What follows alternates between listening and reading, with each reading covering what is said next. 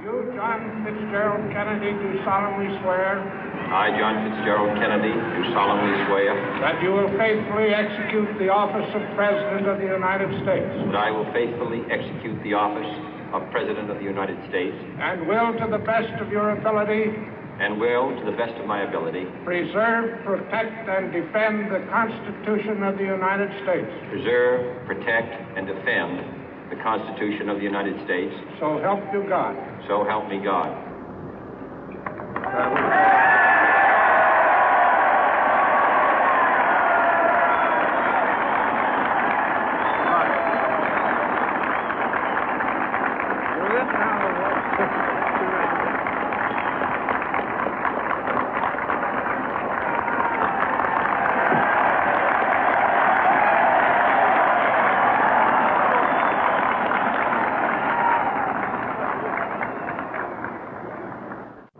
Vice President Johnson, Mr. Speaker, Mr. Chief Justice, President Eisenhower, Vice President Nixon, President Truman, Reverend clergy, fellow citizens.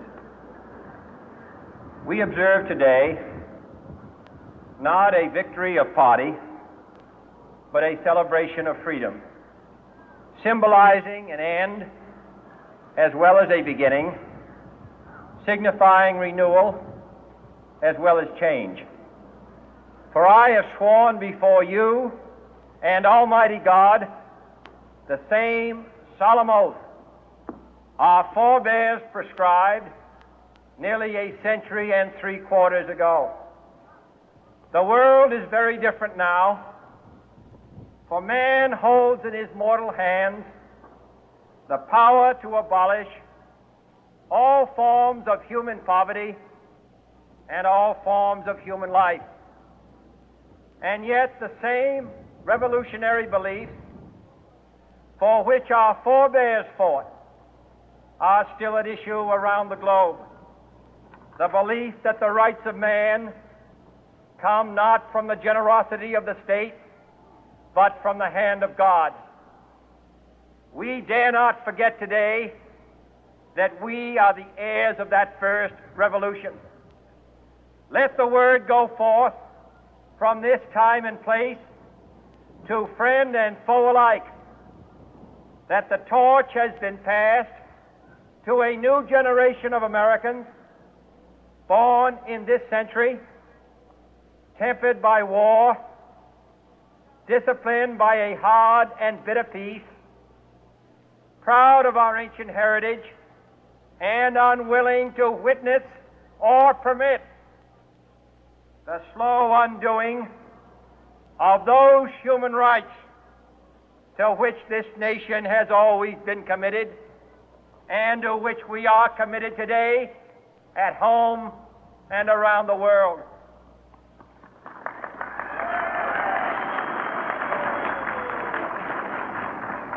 Let every nation know, whether it wishes us well or ill, that we shall pay any price, bear any burden, meet any hardship, support any friend, oppose any foe to assure the survival and the success of liberty.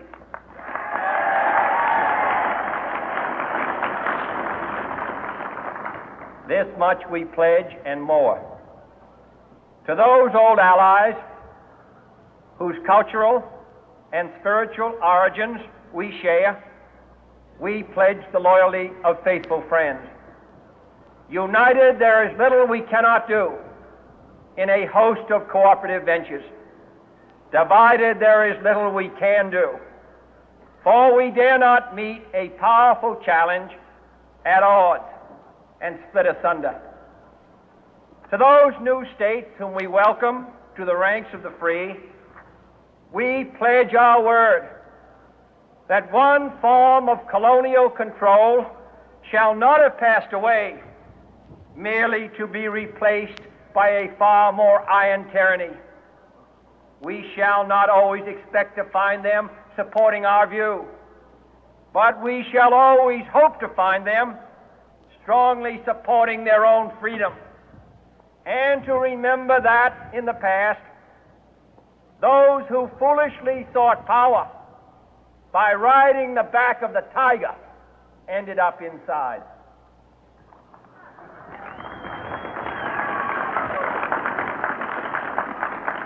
To those people in the huts and villages of half the globe struggling to break the bonds of mass misery, we pledge our best efforts to help them help themselves for whatever period is required, not because the communists may be doing it, not because we seek their votes, but because it is right. If a free society cannot help the many who are poor, it cannot save the few who are rich.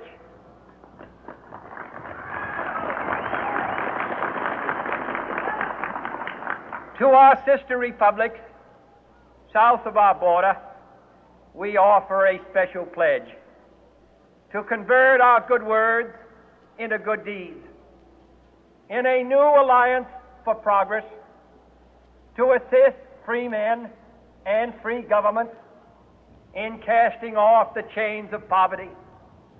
But this peaceful revolution of hope cannot become the prey of hostile powers.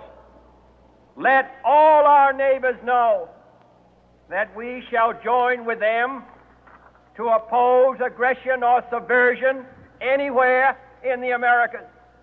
And let every other power know that this hemisphere intends to remain the master of its own house.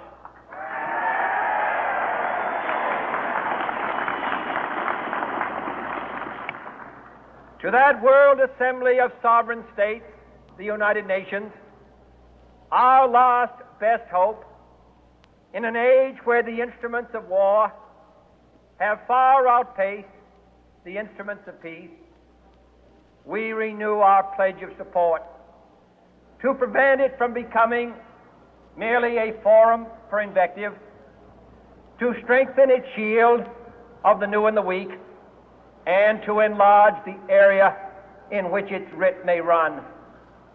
Finally, to those nations who would make themselves our adversary, we offer not a pledge, but a request that both sides begin anew the quest for peace. Before the dark powers of destruction, unleashed by science, engulf all humanity in planned or accidental self-destruction, we dare not tempt them with weakness, for only when our arms are sufficient beyond doubt can we be certain beyond doubt that they will never be employed. But neither can two great and powerful groups of nations take comfort from our present course, both sides overburdened by the cost of modern weapons, both rightly alarmed by the steady spread of the deadly atom, yet both racing to alter that uncertain balance of terror that stays the hand of mankind's final war. So let us begin anew, remembering on both sides that civility is not a sign of weakness, and sincerity is always subject to proof. Let us never negotiate out of fear, but let us never fear to negotiate.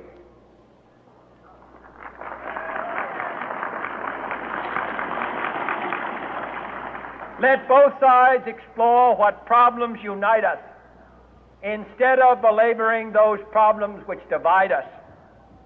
Let both sides, for the first time, formulate serious and precise proposals for the inspection and control of arms, and bring the absolute power to destroy other nations under the absolute control of all nations.